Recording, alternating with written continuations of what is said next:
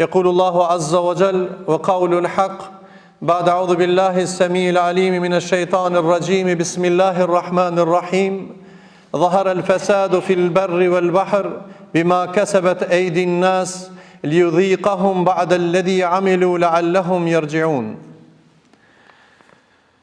Allahun e falendrojmë që i takon madhnisë Allahut, atë e lavdrojmë dhe prej tij falje dhe rahmet kërkojmë. Salat dhe selam e i dërgojmë pejgamberit sallallahu alaihi wasallam, familjes tij, shokëve tij dhe gjithë atyre që ndjekin rrugën e Islamit deri në ditën e Kiametit. Besimtarët pranishëm në këtë ditë xumaje, në këtë ditë të veçantë, e lutim të madhin Allah azza wa jall që pranohen lutjet. Allahu t'i ndriçon zemrat tona me iman ja rabbel alamin. E pastaj mendjen tonë Allahu t'a ndriçon me dituri të dobishme. Allahu t'i ndriçon ftyrat tona në atë ditë ku shumë ftyra do t'jenë të nxira. Allahu na ndriçoft urën e siratit që ta kalojmë, se nuk ka mundësi me shku në xhennet pos se Allahu kujna ja ka ndriçu urën e siratit. Allahu nasip na baft. Mas kësaj lutje, kur flasim për dritën e imanit në zemrat tona, e kur flasim për dritën e mendjes tonë, e kur flasim për ftyrat e ndriçuara, e kur flasim për urën e siratit, flasim për një sukses se Allahu atinve që ja u ka ndriçu zemrën me iman, e mendjen me dituri, e vorrin me dritë të namazit, e urën e siratit me vepra të mira, e ftyrën me iman në ditën e Kiametit, ata janë nga banorët e xhenetit. Allahu nasip na baft. Kush po na erson neve jetën tonë? Kush po ta hub ty optimizmin e rrugtimit tan për ka Zoti? Prandaj kush po ta erson jetën? Tema sot, mesazhi është kush të ta ersu ty jetën sot?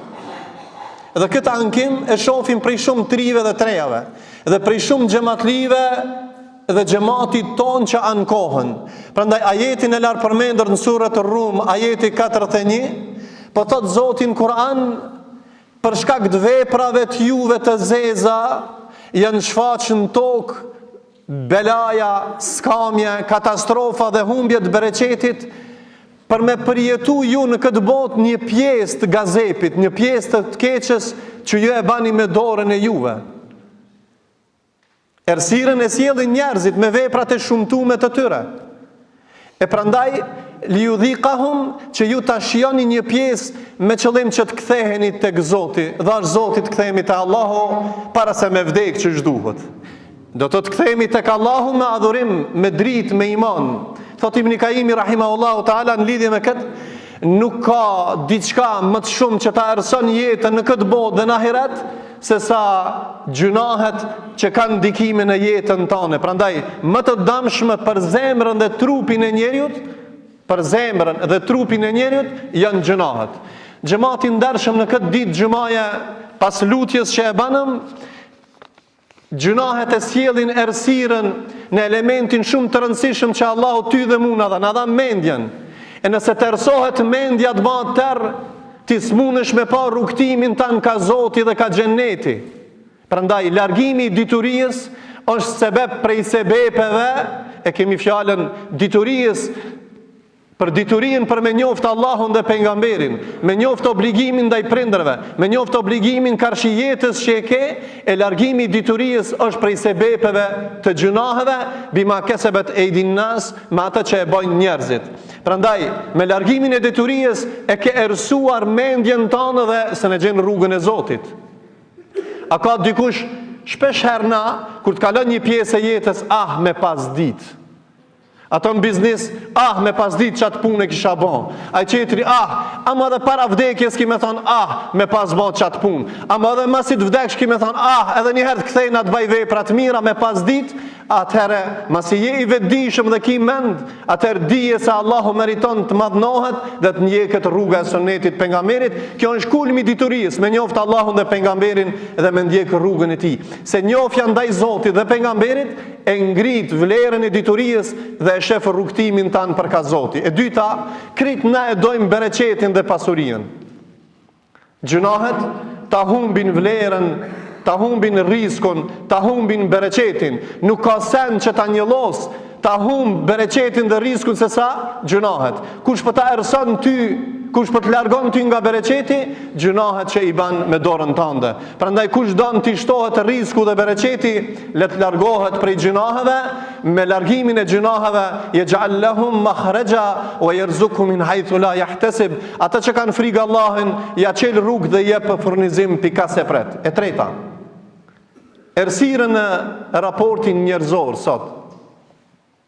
Largimi që e gjen gjunaqarin në zemrën e tij, në mes atij dhe Zotit. Cila është elementi? Shpesh herë na kur të falemi e kena rutinë, edhe te vorrët industrina u ka bë. Nuk e ndjen kënaqësinë e adhurimit.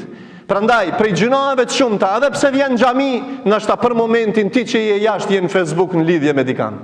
A me Allahin edhe me dikan tjetër je tash për momentin.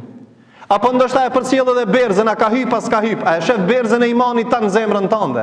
Prandaj garimi për dynja, mos të e harru ahiretin, atëherë çka rrugtimin ja ty të largon prej adhurimit të Zotit. Prandaj mundoju që zemra jote të lidhet me Allahun dhe mendja jote me Allahun, e gjunahet ta bllokojnë edhe mendjen edhe zemrën për mi bëj ibadet Allahut ashtu siç meriton.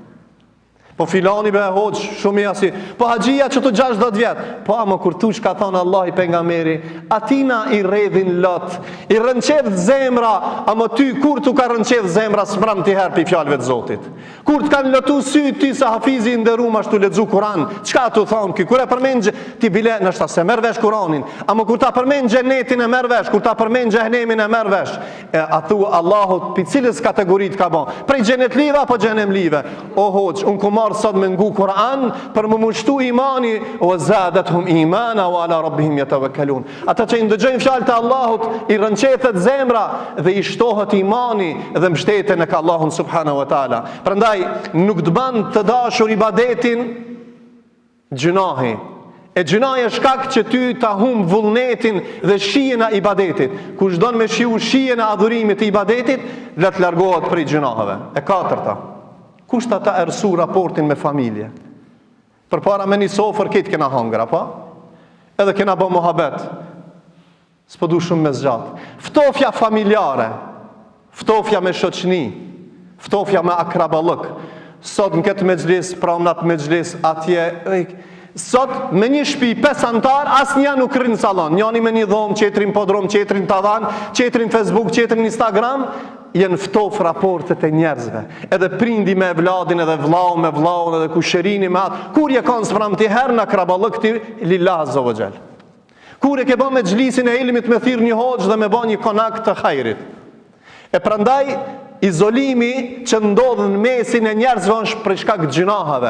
Vetmimi që unë po veçona dhe unë e këshyri veç egon teme, veç vetveten teme, është për shkak errësirës së gjunaheve që kemi në zemrat tona. Prandaj, dikush i ka çdo gjë, po nuk ka me kanë me nejt, nuk ka me kanë me bë mohabet. As prindrit me vladin, as e vladi me prindrit, as vllazëllëki, as kusherillëki, as miqësia edhe ku shkojnë ndarësëm industria dhe vdekje industria dhe ku ta dijune. Prandaj ftofja e njerëzve është ftofje për shkak të gjunaheve që i kanë njerëzit. Hoq përpara lehtë kishmi, pak punojshmi, shumë fitojshmi.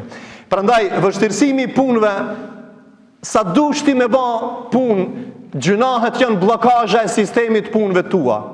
Ndërsa frika ndaj Zotit, respekti, adhurimi, ibadeti, krejt këto janë largimi prej gjunaheve, janë që ta lehtëson procesin e punës. Kush don me u lehtësu puna, le të lidhet me Allahun, jo me krijesat, me krijuesin, jo me krijesat, sepse nuk i hapën rrugët e suksesit, po do të jetë i bllokuar për shkak të gjunaheve dhe bllokazhin e punëve ta bëjnë gjunahet e tua. Allah i na fal ya rabbel alamin. I dobësohet zemra dhe i dobësohet trupi. Prej gjunaheve, shpesh herë hoq diçka i ngushtu në zemër. Shpirti mu ka ngushtu. Shpesh herë pi trive, pi plegjve, se në ndëgjojmë këtë fjalë. Ma shumë pi trive sepse pi plegjve. A dini pse? Se kjo nuk është korpe gjubrës. E mbushim me mbeturina, me dertë të dynjas. Nëse zemrën e mbush me dertin e ahiretit, Allahu ta bën të bollëkshëm dynjan. Prandaj ty dobësohet zemra dhe trupi, se ti trupin nuk e madhron Zotin që zhduhet dhe zemra nuk e madhron Allahun. E çdo trup që lodhet për ata jashtë Allahut, ai trup lodhet dhe nuk do të ketë sukses as në dynjat as në ahiret, dhe largohet pastaj në fund bindja dhe devotshmëria. Dhe prej gjunaheve që kultivojnë gjunahet, do të thotë në jetën e njeriut, ato janë që e shtojnë njëna tjetrën. Ja nis një gjuna, shkon te e dyta, te e treta, te e katërta dhe ashtu me radhë. Prandaj fytyra e jetës i ka dy, me dritë, me nur ose me errësirë. Natavorit është dritë ose është errësirë. Ura siratit ose tërsohet ose të ndriçohet. Gjunahet janë këto çka ta ndriçojnë, çka ta errësojnë jetën tënde. Prandaj e lutim Allahun në këtë ditë xumaje që Allahu edhe një herë të ndriçon zemrat tonë me iman dhe me dije ta njohim Allahun dhe pejgamberin.